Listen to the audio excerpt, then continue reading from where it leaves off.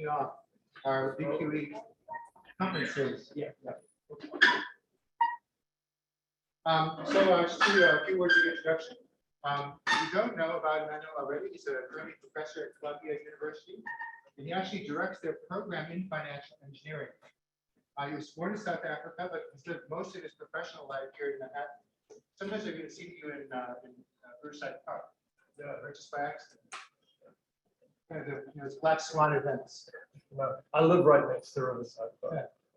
Yeah. He did start as a theoretical physicist, and from 1985 to 2002 worked on Wall Street, where he co-developed the famous Black, Derman, and Toy interest rate model, also the local volatility model.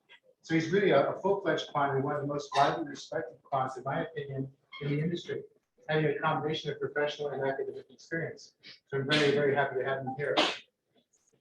He's the author of The Volatility Smile and Models Behaving Badly, which is a really interesting title. I like that. One of Business Week's top 10 books in 2011. He's also the author of My Life as a Quant. So when you get all those My Life as a Quant things, announcements in the US, it's all comes back to him. And one of Business Week's top 10 in 2004, in which he introduced the quant world to a wide audience. So please, therefore, join me in welcoming Emanuel Derman.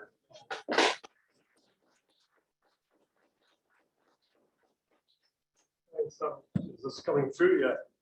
Is this working? You hear the back? Okay, yeah, I'm very glad to be here. Reading My Life as a Quant. Quant is like a cool word now, but quant was a bad word a long time ago. I called it My Life as a Quant because I took my kids to see a Swedish movie called My Life as a Dog, which was a very good movie. I recommend it. It's good for adults and for kids. It's an old movie. But anyway, there's a dictionary of quantitative finance that I have written by Mark Kritzman from about 1995 or something like that. And in there it says quantitative analysts, usually pejorative. So anyway, now because so many people have made a lot of money using quantitative, actually the meaning of, I'm going to stop, the meaning of the words changed. Quant really used to be, I would say, mostly people who did structural stuff, building option models, building bond models. Now if you do basketball analysis or football analysis, then that's quant stuff too now. So everything's quant, and it's cool. I remember the days when in the 90s when people didn't put PhD on their business card after their name because it was like a mark of Cain. I don't know if you've read the Bible here, but look up Cain.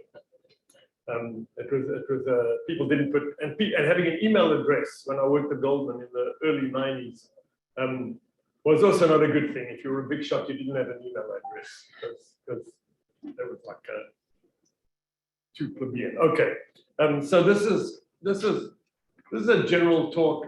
What I'm trying to do is, sometimes I call it a stylized history of quantitative finance. Sometimes I call it a stylized history of volatility, and it's really meant to be my view of the history of, actually, it's my view, it doesn't deal with machine learning, deep learning, AI, and stuff like that. So outside of that, but it's my view of the evolution of quantitative approach to finance. And it's gone through many small but significant steps, occasionally big insights. And I want to outline how over the past 70 years, actually several hundred years, I'm going to start earlier, financial models have quantified the notion of derivatives, diffusion, risk, volatility, the riskless rate, diversification, hedging, and the principle of no riskless arbitrage. And I want to show from my point of view how it all sticks together. People often teach CAPM and option theory as though they're two separate things, and really I think they're one thing from my point of view. Anyway, so let me plunge ahead. I once used to write a column years ago I used to write a blog years ago, and I had a competition. There's a famous Feynman in the beginning of the Feynman lectures. Everybody know what the Feynman lectures are? Okay. Anyway, at the beginning of the Feynman lectures, he says, what happens if all knowledge in the world is destroyed by a nuclear war, which may happen soon? Then what one sentence would you leave behind for people in the future to tell them how to recreate physics? And his sentence is, everything is made out of atoms. And it's not true, it's not totally true, but it's enough to start to reconstructing. And actually, people took hundreds of years to figure out that that matter was made out of atoms. I actually looked it up recently, and even at the beginning of the 20th century, before Einstein in 1905, there were a lot of people who did not believe that gases were made out of atoms.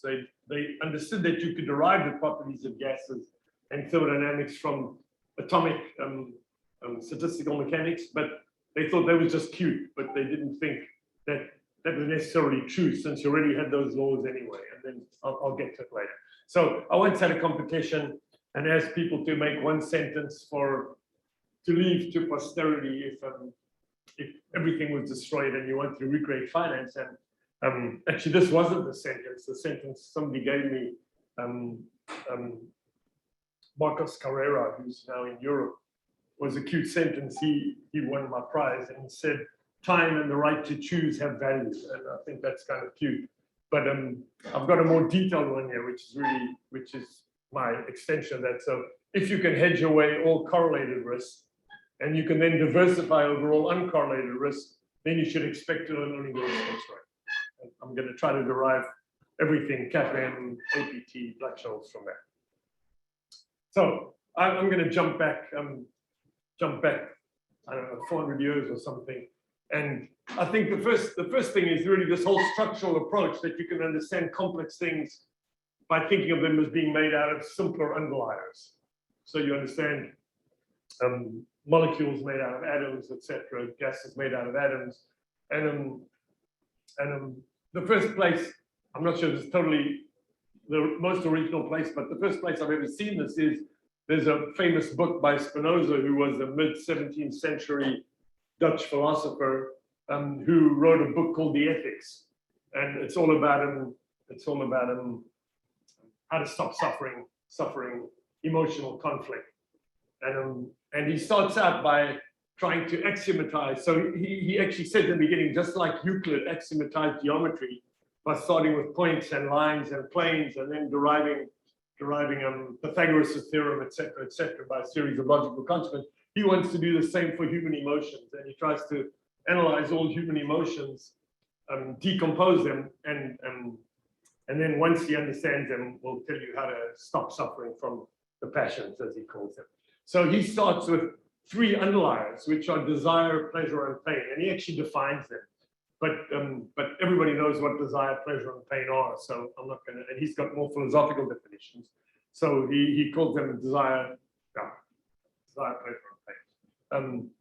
And actually, there's a book by Somerset Maugham called Of Human Bondage, which was made into a movie with Betty Davis, et cetera, et cetera. And I only discovered later that the last chapter of the Ethics is called Of Human Bondage, and Somerset Maugham took the title from there. In Of Human Bondage, Spinoza tries to tell you how to free yourself from the volatility of emotions.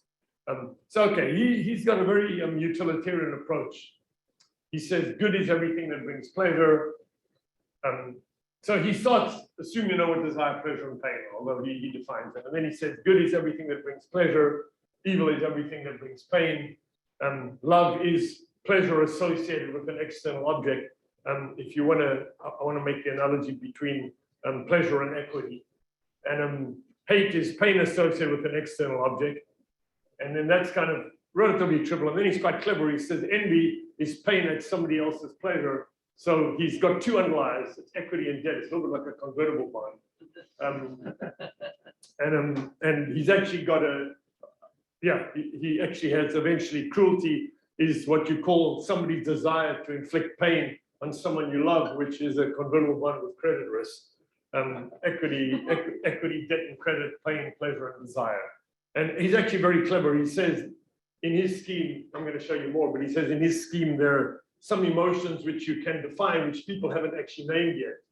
And years later, Germans have the word Schadenfreude, which is pleasure at somebody else's pain, which he doesn't even have over there at that point. So very clever. And he's got actually 3 more primitives which are there, which are vacillation, sort of like volatility, and wonder and content, which are not underlying, but more changes of state. And I'm not going to talk about them now, but there's no real motion. He's got a static thing. I once spent a lot of effort trying to make this graph. I took all these definitions and plotted them on a on a graph. And so this is desire, this is pain, this is pleasure. And then he's got almost everything you can think of as literally as a derivative of those things. So for example, suffering is localized pain of, I've got the arrow showing which underlies it. Suffering is localized pain of body and mind. Benevolence is desire to benefit one whom we pity, and somewhere, pity goes back to pleasure somewhere. I can't see where now. And he's got pride, disdain, self-approval, humility, is pain from contemplating one's weakness. So you can look at it. He's got everything over there. He's also got wonder, but I'm taking too much time, so I'm not going to talk about it. And contempt. Contempt is good these days. It's the feeling you get when you contemplate something that's characterized by the lack of all the qualities you'd like to see. Anyway, the one thing he doesn't have, somebody once emailed me when I wrote about this in a paper and said, there's no anxiety there. And I discovered by Googling it that there are a lot of papers that discuss whether anxiety is really an emotion. And some people think there was no anxiety in the 17th century. I have no idea whether that's true, but he doesn't have anxiety. And some people say it's not a real emotion. Okay, yeah, I'm still talking about Spinoza for a moment. So he really believed that human behavior follows laws, although they didn't even have Newton's laws yet, but he was sort of he was centuries ahead of the behavioral guys, and people quote him in a way. He was like a behavioral psychologist in a way. He believed that human behavior follows laws, that nothing is random, that we just don't know the laws that human beings behave yet. But everything there is static in that graph. There's not really anything that's moving. He does have vacillation. He says jealousy is the oscillation between hatred and envy in relation to a love object and a rival. So you're both jealous and you're envious. And hatred is pain associated with an external person, envy, I told you. So it's got some volatility, but there's no real dynamics over there. I said about anxiety. Okay. So what I'm trying to say is he has the idea of structure and derivatives, but he doesn't have any motion or diffusion or anything like that. He's way ahead of his time. Okay. The second thing that comes along is the idea of diffusion. He has derivatives, but no diffusion. The next thing that comes along is diffusion without derivatives. And that's in physics, one of the first people was Thomas Graham, who noticed that gases, when you put gases in contact with each other, the heavier gas and the light gas don't stay separated under gravity. They actually spontaneously mix. And as he said, they remain in the interdynamics for any length of time. And so he sort of discovers diffusion, although he doesn't really know about atoms at that point. And then James Clerk Maxwell, who Maxwell's equations, actually Feynman somewhere says that Maxwell's equations are like 1863, and somewhere in his book he says, sort of 2,000 years from now, people are not going to remember the American Civil War, but what they're going to remember is Maxwell's equations were discovered in 1865. So Maxwell and Ludwig Boltzmann, they explain the behavior of gases from the statistical behavior of, I don't know, 10 to the 23 molecules all jumping around inside the gas. And they can derive Maxwell, Boltzmann, and eventually, what's the name of the guy from Yale? I forgot. Gibbs. Yeah. They derive all the laws of thermodynamics of gases and the ideal gas law, and et cetera, from assuming gases are made out of atoms. But people don't really, most people believe them, but it's a convenience. And famous physicists Poincaré and Mach actually did not accept the fact that atoms were real. They thought they were just computational devices. I'm digressing a little bit, but before people understood what heat is, they thought in the 19th century that heat was a liquid that flowed between between a hot substance and a cold substance. And some people called it caloric, which is where the word calorie comes from. And some people called it phlogiston. I don't know where that comes from. And so people believed that heat was a liquid that flowed when you put a hot match to a cold substance. And And then people eventually realized that there's no such thing as a liquid heat. You know, heat is just the random motion of molecules. And Mach and Poincaré thought that atoms were just another fiction, just like caloric. You know, they didn't really buy it. And then Einstein comes along, and Smoluchowski, and he's an experimentalist, Carr. And what he does is everybody know where the word Brownian motion comes from? So they were Brown in, I don't know, 17 something, noticed that particles of pollen suspended in water, if you looked at them under a microscope, they were jittering around like that.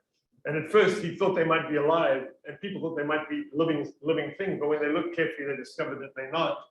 And nobody really said much about it till then. And Einstein sort of realized in one of his 3 papers in 1905 that you could think of one piece of pollen as just a giant atom that was getting hit by all the other invisible atoms, and therefore was being jostled left and right by random collisions with other invisible atoms. But this happened to be a big visible one, but it was in equilibrium, just like 2 gases in equilibrium with each other. And so he derived the fact that you get the square root of time movement under Brownian motion, and he could relate how far it moves in time to the number of atoms per unit volume and the viscosity of the liquid and various things, all of which they knew except the number of atoms. And then this guy Carr did the experiment and actually measured the movement per unit time of the piece of pollen, and discovered that it doesn't go like proportional to time, but goes like the square root of time. And from looking at the coefficient, you could figure out that there were Avogadro's number 10 to the 23 molecules. And so it was sort of the thing. Wait, I'm getting very long-winded here. It was sort of the thing that clinched people's belief that atoms were real because you could see their effect. Until then, I'm going off on a big tangent. But until then, atoms were only used to derive things that people already knew anyway. And you could say, oh, that's another explanation. This is the first case where somebody could explain something that didn't have an explanation from atoms. And that convinced them.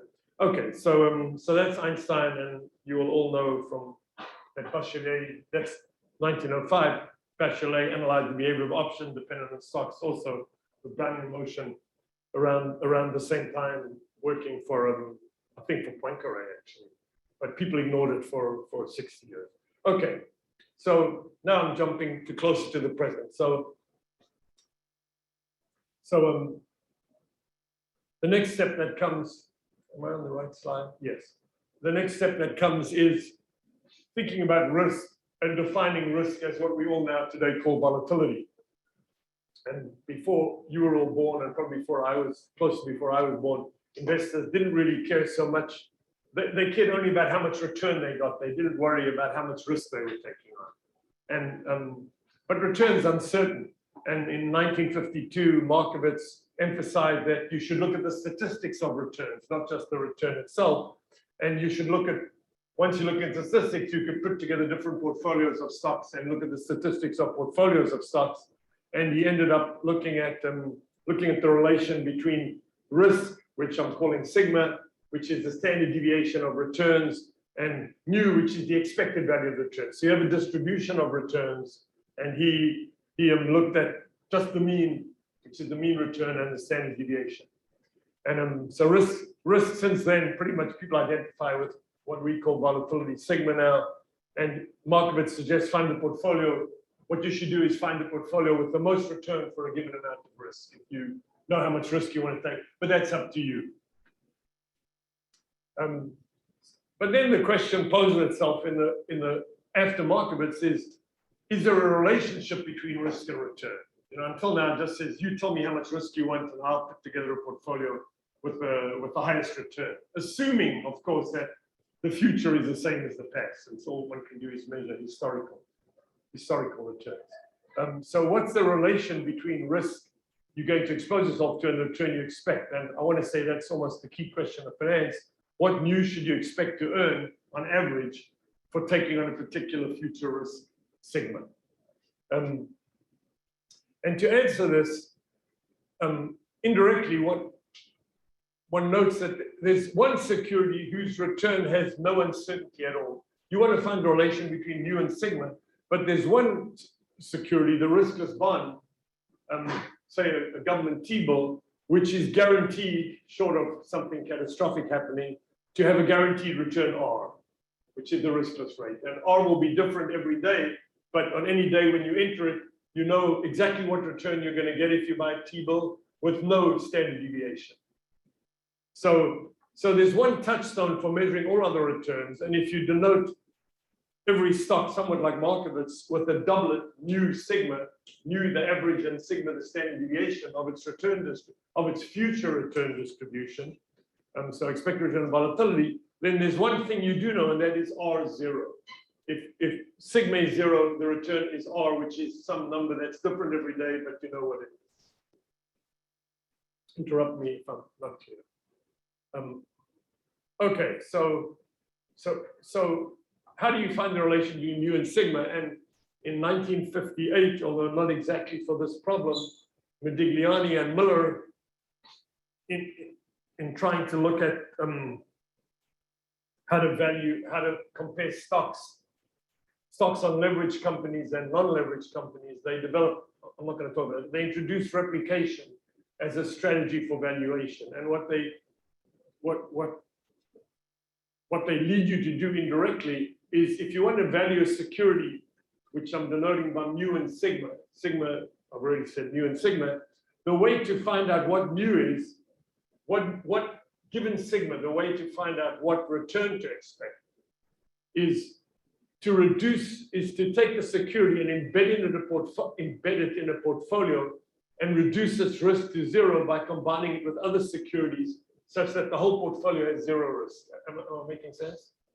It's a little bit, I don't know if I've said it here, but it's a little bit like fruit salad. If you want to know what to charge for fruit salad, the answer is put together apples, lychees, guavas, whatever you like, figure out their prices and the cost of canning, and you know the price of fruit salad. And this is sort of the inverse. If you know the price of fruit salad and you want to know the price of lychees, and you know the price of guavas and apples, you can put them all together and figure out the price of lychees from the price of fruit salad. So in the same way, if you can put together a portfolio that has 0 risk, that's the fruit salad, you can figure out what mu has to be given sigma for the one unknown. So P has the risk of a riskless bond when you put it all together, because by the law of one price, if you make something with 0 risk, it had better earn the riskless rate R, otherwise there's an arbitrage between the portfolio you put together and a real riskless bond. So, and imposing this on P leads to a relation between mu and sigma, which I'm going to illustrate. And this will lead to capital asset pricing model, Black-Scholes, etc.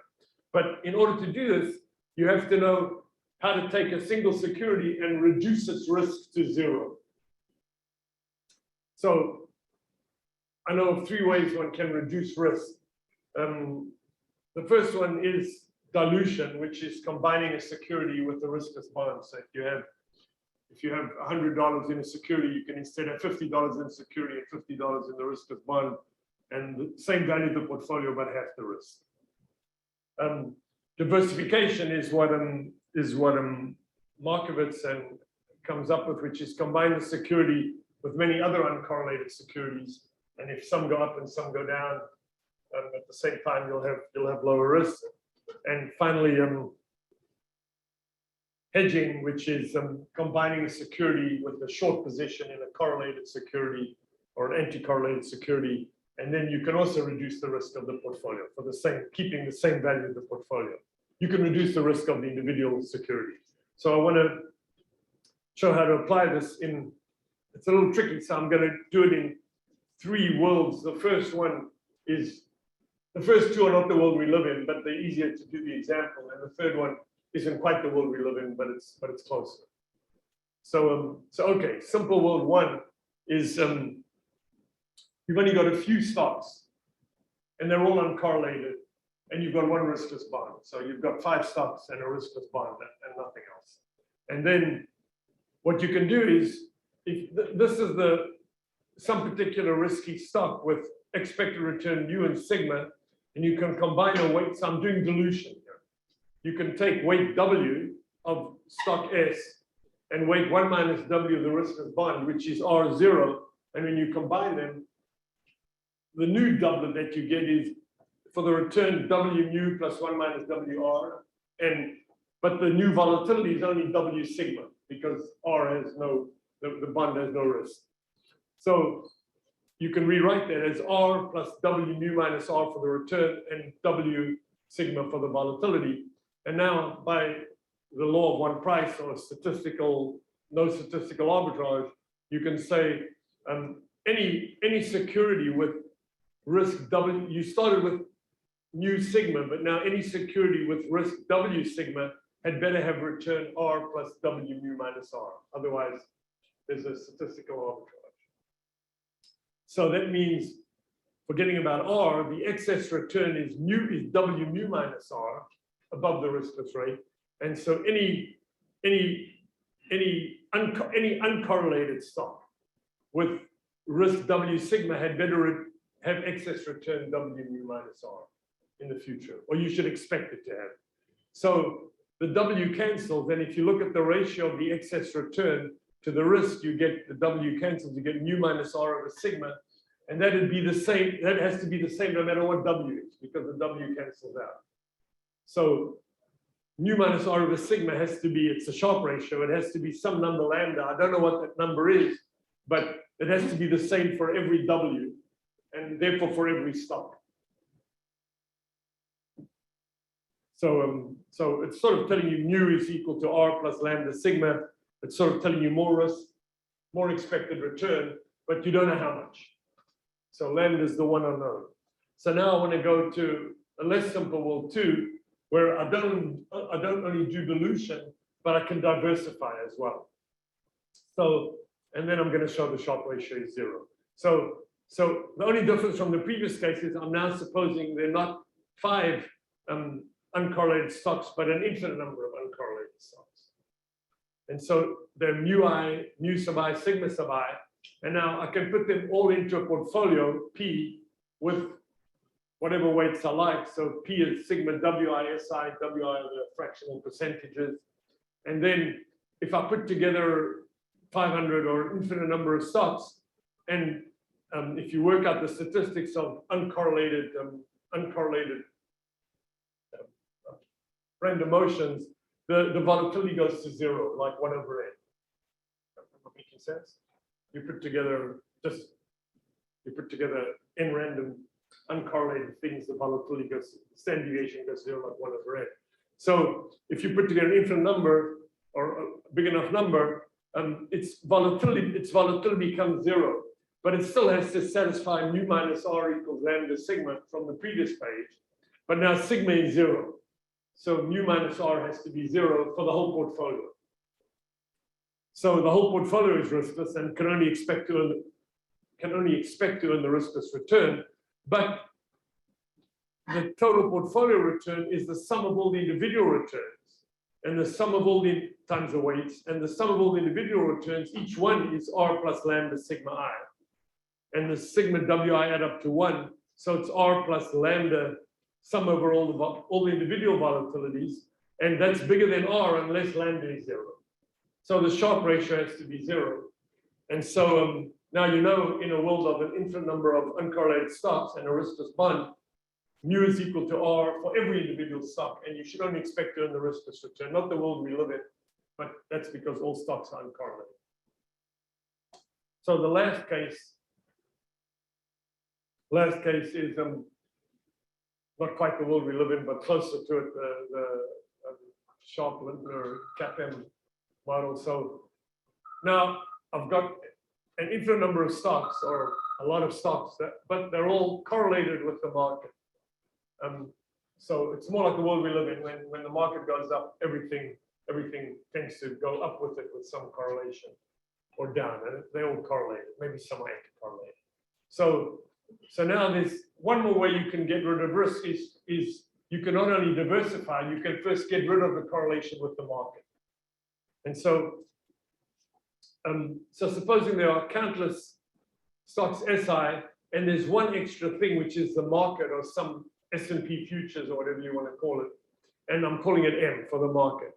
And then because every SI is assumed to be in the future, like the past, correlated with the market, with a correlation rho I, you can convert so this stock was correlated, and in world number 2, all the stocks were uncorrelated. But I can return to world number 2 by taking out the market risk of every individual stock by shorting the market against it. And so if I make a market neutral stock, SI super M, to be SI minus beta I SI over MM, where if you work out the mathematics, beta I just ends up being the beta of the CAPM model. You need that much of the market to cancel out the market coefficient of the stock if the stock's correlated with the market. Then those uncorrelated. So now you've got an infinite number of uncorrelated stocks, which are SI sub M, each one short the market. But now you can put together an infinite number of them, and they should each earn the riskless rate from world number 2 because they're uncorrelated. And to say that SIM earns the riskless rate is like saying this return minus beta that return, this excess return minus beta that excess return, and better be 0. Because, the expected return on this is the return of that minus the return of that. And that's mu minus R minus beta mu M minus R. And that has to be 0. So you get the excess return of one stock has to be beta times the excess return of the market, which is just CAPM. So all CAPM is saying is that if you hedge every stock with the market, this isn't the optimization market line derivation of CAPM. This is my derivation. If you hedge every stock with the market and then diversify over all the remaining uncorrelated risk, you should expect to earn only the riskless rate. And if you extend this to more than one market factor, then you get APT. So, question. So is there implicit assumption there? The only reason why the SIs are correlated is their M exposure. What about idiosyncratic pairwise? Yeah, I'm assuming that's 0. I'm assuming that's 0. Yeah, like industry risk, let's say, like industry risk, like industry risk. Yeah, so I'm assuming that's not there. If there were industry factors or volatility factors or momentum factors, then I'd have to have minus beta M minus another factor, and there'd be 3 betas, and then I'd get a APT model. Mu minus R is beta market plus industry factor 1 plus consumer durable factor 2, whatever. Yeah, right. Which is APT, I think. So yeah, I'm just doing. I'm pretending everything's uncorrelated after you get rid of the market. But if you want to put in other factors, you get an extended version of that. Thank you. So why is CAPM? It's very cute, but why is it bad? Because risk isn't really the standard deviation of returns. The whole world is much uglier than that, unfortunately. And so risk is more complicated. Returns aren't normal. There's more than just the mean and the standard deviation. They're fat tails and whatever. And secondly, the market M and the stock S aren't really stably correlated. You look back at the past and you get the correlation, but that's not gonna be time invariant in the future. So the big trouble with everything that we all do is that markets aren't exactly like flipping coins. There isn't really any, if you think of a stock market crash, there isn't really a well-defined probability of a stock market crash or of I don't know, whatever's happening in Ukraine. They're all, the probabilities only come after the fact. And I always like this graph that I once made on Twitter, which is, this is what actually happened. And these are all the things you think of that might have happened. But the red one is what actually happened. And when you build a financial model, saying the counterfactual illusion of probability, you're imagining that all of these other gray lines could have happened, but you just saw the one that happened. But all of these other gray lines are all the things you can imagine, but there's always something that you didn't imagine. Okay, so I'm saying that's why CAPM is bad, is that it assumes the things Leon was mentioning, that there are a limited number of things that can happen, and we know them all, and we don't. Okay, so then I jump to the 1960s. How long do I have there? Just 7. Okay, that's good. So so people understand in this framework CAPM and how stocks should behave, or maybe they don't exactly, and they introduce alpha and beta, alpha being the deviation from CAPM, etc. And even though the model doesn't exactly survive, the language survives. Everybody talks about, are you looking for alpha, are you looking for beta?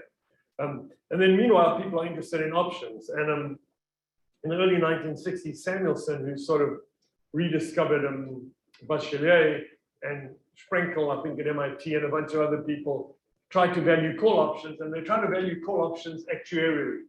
What they do is they say, let me imagine a normal distribution of stock returns, and then I can, if I know the expected return, the mean, I can't write here, but the mean of the distribution and the standard deviation, and I know the strike, I can calculate the expected value of the payoff. And I can discount it. And the two unknown things are, at what rate does the stock grow, meaning where's the middle of the distribution, and what discount rate should you use? And that's kind of up to you. You know, if you think the stock's going to grow fast, you make it go like that. If you think it's going to go slow, you make it go like that. There's no consensus about that.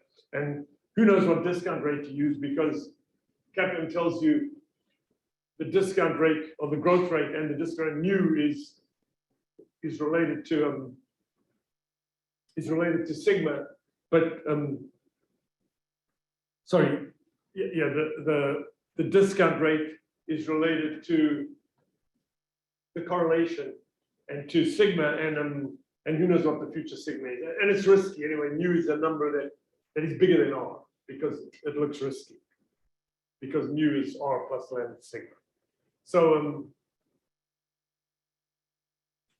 and so that's where things say they sort of have the Black-Scholes formula, except they don't have the riskless rate in here. They have a growth rate for the stock and a discount rate for the bond and for the, but those are whatever you like. And then Black and Scholes and Merton sort of come together in 1973, and they combine diffusion and volatility and hedging and replication to value options. And in brief, what they do is they say if you long a call, I'm sure you all know this, you can short delta shares of stock. So your portfolio is long the call, short delta shares of stock. I don't know what delta is, but I can calculate the change in the value of the portfolio from stochastic calculus. And then they use diffusion for the movement of the stock, so Brownian motion for the returns, and they use, so they know what DS is, or they assume what DS is, and they can calculate the change in DC from C being a derivative of S and using Ito's lemma. And then they choose delta to eliminate the stock risk, just like I chose in the previous case. I chose to make the stock market neutral by removing the market risk. Here, they think of the stock as being the market for the call. The call is like a stock, like a sophisticated stock in the market is its underlier. Sorry, the call is a sophisticated stock, and its underlying stock is like the market that you can hedge out. So they choose delta to eliminate the stock risk, just like I chose shorting M. And then that has to be riskless. And if it's riskless, then the change in the value of the portfolio has to be the riskless return instantaneously. So they write down DC minus delta DS, which is the change in the value of the hedged option portfolio, has to be the riskless return on the value that you paid. And they end up solving that and getting the Black-Scholes formula, which is exactly what people had in the previous slide, except now all the rates are the riskless rate, because you hedged out all the stock risk, and it doesn't care about the stock return at all. And since it's riskless, it only cares about the riskless return. So so they get what people had before, but they know what rate to use. So you can replicate an option, you can replicate or hedge an option with stock, again making all these assumptions about Brownian motion underlying stock. And actually, the way Black first derived the Black-Scholes differential equation was not by hedging, just for interest, but he was a big fan of equilibrium. Is that the word I want? I think so. And what he said was originally was, there are two ways you can, if you have a stock and a call, there are two ways you can take on the stock risk. One is you can buy the stock. In other ways, you can buy the call. But the return you get per unit of risk, or the Sharpe ratio for each of them, should be the same, because disequilibrium if you could get a higher Sharpe ratio by buying the call than by buying the stock. So he sets the Sharpe ratio of the stock equal to the Sharpe ratio of the call, but using stochastic calculus, you can calculate what sigma C is. And that actually gives you exactly the Black-Scholes equation. And then Merton comes along and, oh, this looks like a mess here. Merton comes along and derives the same thing by hedging. Yep. I'm sorry, I was following you all along, but I don't understand the second bullet point. Because calls are one-sided. I can't hear you too clearly. Calls are one-sided. Calls are one-sided. It's true stocks are one-sided also, except that presumably, let's say the stock price is 100. Okay, so even though the call can't go below 0, it can, the stock, it can fall a long way. Whereas the call, you really experience it. But this is only. So I'm wondering why is that the return of the call? It's only over the next instant of time. I see. It's infinitesimal. Okay, thank you. So he gets this. This is actually, if you rewrite it, it just gives you the Black-Scholes equation if you expand it, and that's the way.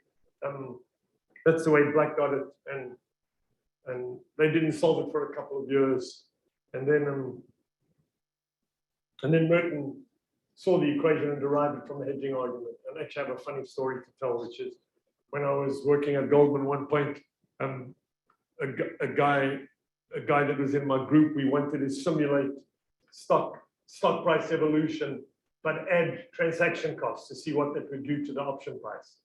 And so he wrote us Monte Carlo that let the stock price evolve under Brownian motion, but every time you hedge the stock, every time you hedge the call with stock, you pay transaction costs. And we want to tell the traders how much to change the price of the option for a single option.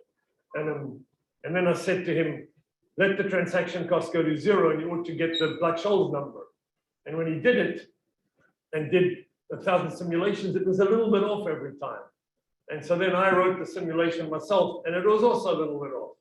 And so I went to Black and I said, you know, when you let delta T go to 0, it doesn't really produce the hedging argument, doesn't really produce the price.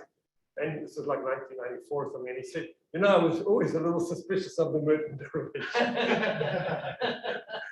But actually what happened was the guy who was in my group, Didi, who did the first simulation, he used some software we had for the traders that every time you price something, it assumed you were doing it end of day. So no matter how small you made delta T, it still calculated the hedge ratio as though you were, even if you're in the middle of the day, it pretended you were at the end of the day. So the time was wrong. And when I wrote it, I used N of D2 instead of N of D1. So for the hedge ratio. So we both made a mistake and we were both wrong. Okay. So what I'm trying to show you can get Black-Scholes, Merton, and CAPM from just this one principle. If you get rid of all the risks, you get a formula for the stock and for the option. Why do I think Black-Scholes Merton is better than CAPM? Because CAPM is really relating a lot of Walmart, Apple, Target, I don't know, a lot of different things, and assume they all depend on only a few factors, or only one factor in CAPM, plus idiosyncratic. And it's more realistic that you can expect to hedge an option with the stock because they really are strongly coupled. The option is an option on the stock. So even if you don't believe that risk is exactly the same deviation of returns, the option and the stock and the option are really tightly connected, unlike the connection between different stocks. But there's a caveat, and that's you've assumed that volatility is constant. And if volatility keeps changing, then the derivative, Peter Carr used to like to say that stocks that options are not really derivatives except at expiration, because the derivative is not really a derivative except at expiration, because the volatility is now, even assuming Brownian motion, the volatility is still a kind of a random stochastic thing. Anyway, 1970s, I got 15 minutes. So now what people do is to value an option, instead of forecasting the return of the stock, which is what they did with the old approach without hedging, they now have to forecast the volatility of the stock. because the stock price, the risk rate, you don't know what sigma is. And Black and Scholes actually said about using the equation to trade by using historical volatilities to estimate future volatilities, but really, who the hell knows what future volatility will be? And then I was always curious about implied volatility. Everybody now says, oh, you hedge at implied volatility. And one day I was curious as to when people started using implied volatility, which now everybody just takes for granted that you hedge at implied volatility. Nobody does anything different that I know. And I didn't know where it came from. And one day I ran into, everybody's dead now, I ran into Mark Rubenstein on Madison Avenue for some reason. He's also dead, and Steve Ross, and Peter, and Mark. I'm not laughing. Anyway, and this was about 5 or 6 or 7 years ago, and he told me about this paper by Latan and Rendelman, and they were actually the first people to suggest in about 1976 that you should fit market option prices to Black-Scholes and choose the volatility. They didn't call it implied volatility, they called it something else, the something standard deviation, to fit the market option price and then calculate the hedge ratio using that implied volatility. Am I making sense? Okay, but implied volatility is a strange thing. Volatility is a statistic. You have to look at several observations of the stock price and calculate volatility from the time series. Implied volatility is just the number that you stick into Black-Scholes to make it fit a particular option price. It's a parameter, it's not a statistic. And volatility is unstable, implied volatility is unstable. So if you want to do this hedging using implied volatility, you have to, every time you do it, you get a different implied volatility as the market price moves because implied volatility changes. So the implied volatility, which are parameter, they tell you that if you fit an option price to the model, then the future ought to have that volatility. But the future doesn't have that volatility most of the time, all the time. Nevertheless, from now on, everybody pretty much, I don't know anybody who doesn't calibrate their model. It's called calibration, to take your model, you know it's imperfect, but you fit it to the market, take out the parameters and use them to hedge or to do something else. So it was actually an invention. There was a time when it didn't exist. But now, because the model, so this is interesting, because the model doesn't work, you can trade volatility. Because you fit the model, volatility stochastic, so you can't really replicate an option because it's going to have a different volatility. It's going to look as though there's a different expected future volatility tomorrow. So instead, every time you buy an option and hedge it, you're speculating on what the future volatility will be. And so you're using the model. If you take the model seriously, hedging an option now becomes a way of trading the volatility parameter rather than speculating on the stock price. And I don't have a pen, otherwise I would write down the P&L that you get from hedging an option is 1/2 gamma S squared into realized volatility squared minus implied volatility squared over the next day. So you're speculating on realized. So you can start to use options, and people do it to trade volatility as an asset class. And from there you get to the VIX and options on the VIX and all that kind of stuff. Yeah. So couldn't you, in addition to hedging the option with the stock, hedge it with another option? And then get back to your stochastic volatility model. Yeah. I think maybe I'm gonna come to that. Stepping aside, people now start applying the same model and Vasicek to yield curve modeling, and they write stochastic equations, stochastic PDEs for the yield curve, but it's kind of tricky because you can't do whatever you like to the yield curve, because if you make the random parts of the yield curve produce negative forward rates, then you can get arbitrage violations. So it's much harder. The trouble is everybody thinks a stock price is a stock price, but a bond price, everybody thinks of it as being derivative of the interest rates. And if you model the interest rates, then there's a danger that you will produce bond prices that violate arbitrage. So it becomes much more difficult. And the same with credit risk and all these other things. So anyway, that's what people keep doing. Inflation and probably Bitcoin, but I don't know. Then people discover that after the 1987 crash that implied volatilities used to be independent of strike, and now this is 2008, but now there's a whole implied volatility surface, and so now something's really wrong. Black-Scholes model can't accommodate. This is saying every different strike has a different implied volatility for the option, but they're all implied volatilities of the stock, and so it's saying every option is telling you the stock has a different future volatility, which is kind of inconsistent, but people keep doing that anyway. And then there are a whole host of models. I'm running out of time, so I'm going to try to get to what you said. But people build different, sort of related to what David said. People build local volatility models where the volatility varies as a function of stock price. I'm drawing a stock price tree here. Or they build stochastic volatility models, which are drawn very crudely here, as either the volatility goes up, or other volatility goes down, or the volatility goes up even more. Or they build jump diffusion models, where this is the dark part is the diffusion, and the light lines are jumping up and then diffusing. And so there are all these extensions. And I say here, let me see what's on the next page. Okay, that's okay. So related to what David said, so you can now calibrate to more complicated. You could calibrate to, you could short the stock price, you could short another option. You need to know the volatility of volatility, and you need to know the correlation between stock price, between volatility and volatility, between the stock price and volatility of volatility. So there are more and more parameters. And the trouble is, if you really do that, then volatility of volatility is going to be different every day. It's not like you've got a constant volatility of volatility. So then using a better model, if you do what you said, you'll have a market for trading, you'll have a model and a market for trading volatility of volatility. And then if you have volatility of volatility of volatility, that will change every day. So I think it's really true. You have to stop at some point, because you can't. Yeah. Well, I don't think I need the best model. I just need a model that's a little bit better than the last one, right? Yeah. Like running out of the woods, you know? Yes, ahead of the bears. Yeah.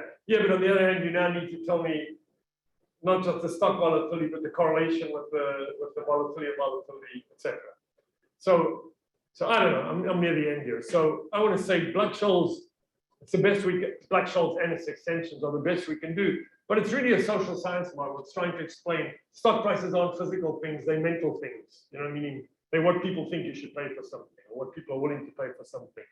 And Black-Scholes is sort of making an analogy between a social or mental phenomenon and a physical one. It compares stock price changes to the Brownian motion of randomly diffusing particles.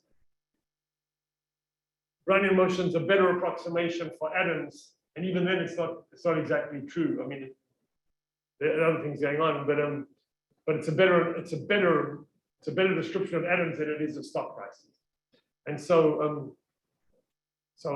but nevertheless, everybody sort of reified and made real the notion of risk as volatility, and everybody starts from risk is volatility and then worries about how you get rid of the risk. So I want to say Black-Scholes model is really genuinely useful, but it's always inadequate, and extending it is always inadequate in some sense. Still, it may be less inadequate, but you need more sort of, in some sense, garbage in, garbage out. So derivatives are not truly derivative except at expiration. The analogy with diffusion is inaccurate, but nevertheless, everybody sort of in some sense pretends that risk is pretty much volatility, and value at risk is always standard deviation. But the replication doesn't quite work.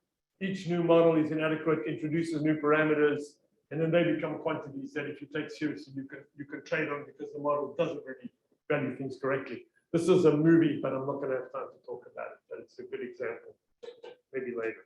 And then what happens is, if everybody takes something that isn't true too seriously as being reified, meaning made concrete, then when everybody does that at the same time, you start to get into trouble, which is to some extent what happened with some of those risk models for credit in the 2008, when everybody used copulas and stuff which aren't God's truth, but everybody was behaving as though they were.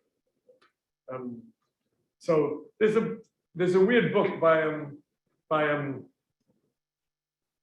Ayash. I don't know if anybody knows him. He's not around much. He's got a company called Ito 33 that sells or he had, probably still has, a French guy that sells stock, it sells convertible bond hedging models. And he's written a book called The Blank Swan. It's about 15 years old, not the Black Swan, the Blank Swan. And then he's got another one called The Medium of Contingency. They're all French philosophical books. Too hard to read, but the idea is that all of this probabilistic approach is kind of a fallacy, and that you know, I'm being crude, but if you ask people what the probability of somebody flying a plane into the World Trade Center before 9/11, it wasn't in their distribution at all. And after it happens, it becomes something that's in people's distribution. And he's kind of saying the same about every time somebody offers a price, you're backing up the probabilities in this sort of model that you built. But those probabilities are really, he says it's only internal episodes. I think it's the quote, using a hypothetical probability that you're required to imperfectly replicate. You know, it's sort of calibration to a model that isn't correct, and that's what you're doing. And he wants to argue that the price is the thing and the model is just some fiction that you're trying to put, you know, Cinderella's foot into a slipper. So I'm going to stop. Just like that. All right, no, I'll go. Okay. I have two things that aren't related. Well, related. One is it's related to what you were saying a little bit. That these are I don't know what to call them, not segues. They're on the side.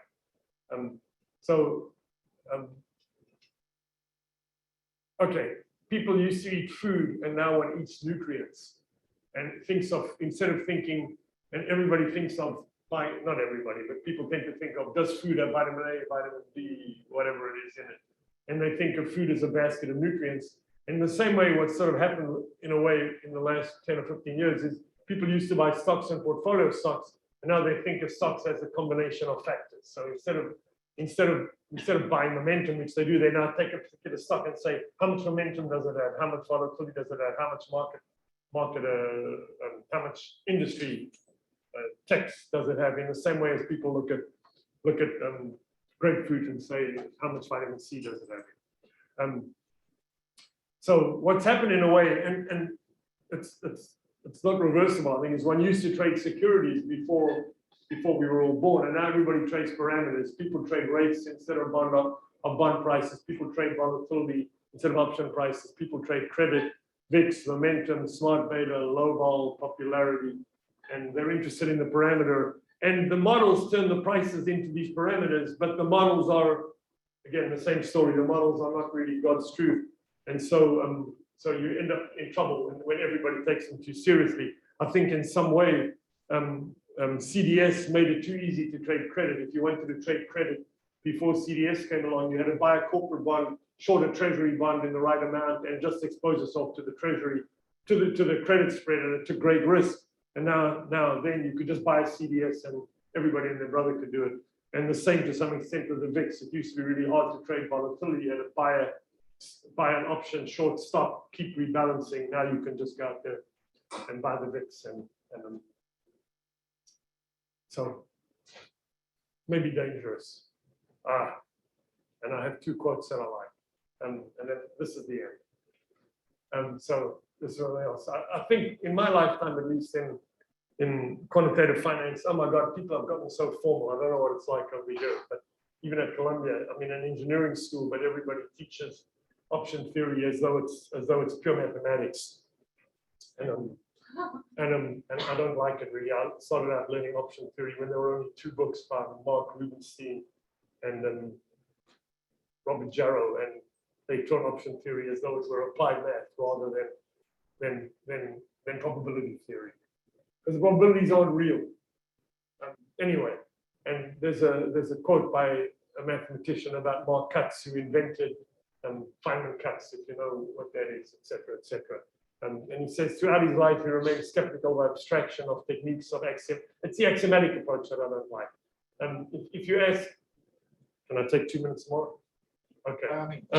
I know when I used to interview people at Goldman even years ago, if you'd say to them, explain to me, I'm a smart guy, but I don't know too much, explain to me why why you can send a rocket to the moon, and they would say, well, Newton's laws, you know, and then I would say, okay, now tell me why you think we can value options, and some guy would say to me, Gersanov's theorem. And it made me very uncomfortable, because that's not why you can value options. You can value options because you think you can hedge them and produce the things. So anyway, I never liked teaching in this axiomatic way, because the axioms. Anyway, instead he inspired the first generation of scientists to learn to think. He was a probabilist. He warned them that axioms will change with the rhythms of time and their applications forever.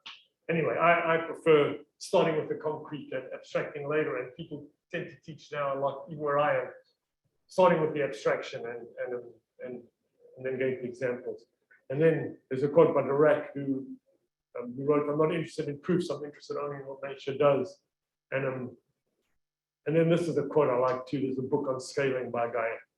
I'll read it aloud and then I'm done. He said, it's about teaching, I think. Of special importance is the following fact: the construction of models, like any genuine art, cannot be taught by reading books or journal articles.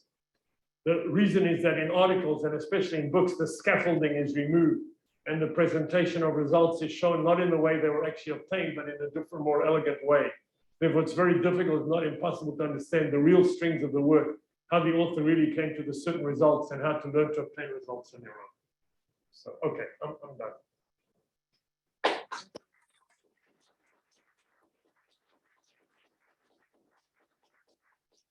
Questions from the audience? Sneak a few in. Mike. Not a question, but I love that the Baron Black quote. It's a book on intermediate asymptotics. It's really fantastic. Oh, the Baron Blood? Well, Yeah. I don't know which book you took it from, but I love this work, and especially the book on intermediate asymptotics. On what? On intermediate asymptotics. Okay, I don't know that. There's a new edition of this. It's about using scaling laws and Yeah, he's Yeah. great. recommended. No questions? Oh, from outside, okay. Is it the fate of every new uncorrelated asset class to end up assimilated by every portfolio? And Marcus Carrera, wow. I referenced you earlier, Marcus. He's the guy that said time and the right to choose have value. I don't know. Maybe Marcus, David has an idea. So I was going to ask this earlier, but you talked about how risk disappears. But when you look at percentage returns, it's always as a fraction of the portfolio. If you look at the aggregate, when you add new assets, the risk is always increasing. So it really doesn't disappear at the aggregate level. It disappears because we're looking at the investment on a per dollar basis. That's why you get that convergence to zero. Yes, yes. So I think it doesn't necessarily get lost. It gets priced, and then it affects the overall expected return of the market when you introduce new securities. So you're saying every new uncorrelated Bitcoin or pretending it's uncorrelated will end up. The risk will be priced, and then so it's assimilated, but it brings its own contribution to the expected return of the market. I'm trying to think if this is the same as the question of Andreas, is every alpha going to become a beta eventually? Yeah. Marcus, you can type if you can hear me. Okay, two great questions. The bar is raised. Any other burning questions? I have a question. So you talk about you also don't like theory, but also engineering stuff. So does the theory consider market congestion and transaction based? So you now we're talking about we can have different assets so we can reduce all the risks. But when there is market congestion and a large transaction fee, how can we do that quickly? Well, I didn't say I didn't like theory. Is that what you said? I said I didn't say I didn't like theory. I like theory, but that's what I did. And that's what I do. Oh, I mean the theory with unrealistic assumptions. Yeah, I don't like starting. I'm getting off the topic a little bit, but I don't like starting from. I don't like introductory starting from an axiomatic approach. I don't know. Does anybody know electromagnetic theory here? You can probably find someone in the building though. Okay, because I remember when I was in physics. I mean, normally when people teach, I can't help it. Normally when people teach if you start out learning, everybody know Newton's laws, maybe. Anyway, if you start out learning mechanics, you start with Newton's laws, and then eventually you get to Lagrange, and then you get Hamilton, and then you get to Hamilton-Jacobi. But you better start with Newton's laws. But if you came in on the first day of school and somebody wrote down the Hamilton-Jacobi equation and said, or Hamilton's equation, and said that's the way the world behaves, that's a very bad way to start teaching people. You want to start from experience and then abstraction later, concrete first. So I mean, even Newton's laws are theory, but so I don't like people teaching Maxwell's equations by writing down d mu f mu nu equals j mu, which is Maxwell's equations in tensor notation, or writing down the fundamental theorem of finance and deriving option theory from it. It's too abstract but that's the way people tend to talk now. So I can't answer your other question. The other question, I think they're perturbations. I mean, I don't know if there's an absolute theory for taking kind of market congestion and transaction costs. There are some, Mike Lipkin will know about them, square root law of market impact and stuff that people work on. So there are theories on these things. I don't know if you're allowed to. Yeah. During your presentation, you mentioned a lot about, in finance, there's like, there's a problem, and people came up with like more complicated model, just like building on top of what existing, but have there been any like moments in your life where like in your career where check the step back and like in physics people sometimes predict the particles because of the symmetry in mathematics and like have there been something like that In finance, Marcus just has over here, there's no direct in finance predicting the positron. Direct, which is true. I mean, there isn't really anything like that. I mean, Dirac is the guy who wrote down an equation in 1928 to describe the electron. But then he discovered that there were extra solutions to the math, which didn't seem to have anything to do with the real world. And eventually somebody realized that they described other particles. And then in 1931 or 1930, people discovered antiparticles, which was the positron. And so they really came out of his equation and out of some incredible burst of intuition. Marcus is saying, there's nothing like that in finance. I would disagree with that. I think a lot of people don't appreciate Ross's paper on Ross's paper on the fundamental theorem of asset pricing, where he showed it's a geometric result. Peter used to say, don't use the word volatility without an adjective. And I say, don't use the word probability. It doesn't come in. It's geometric result. There's no probability involved. Use the word geometric for what? The fundamental theorem. The risk neutral measure is not a probability measure. It's just a positive measure with one. Yeah, I agree with you. I mean, I think I agree with you. All the use of probability theory in finance is about something that isn't a probability. It's not a real probability at all. Let's stop using that word. Sorry? Let's stop using the word. Well, people say that pseudo probability, but yeah. All right, so if I can't use probability, I can't have a midterm exam, right? I'll disappoint all these students. So I think we probably should wrap it up if you don't mind. Are we free to hang around the room a little bit after? Stop for you. Do you know what you said? Say again.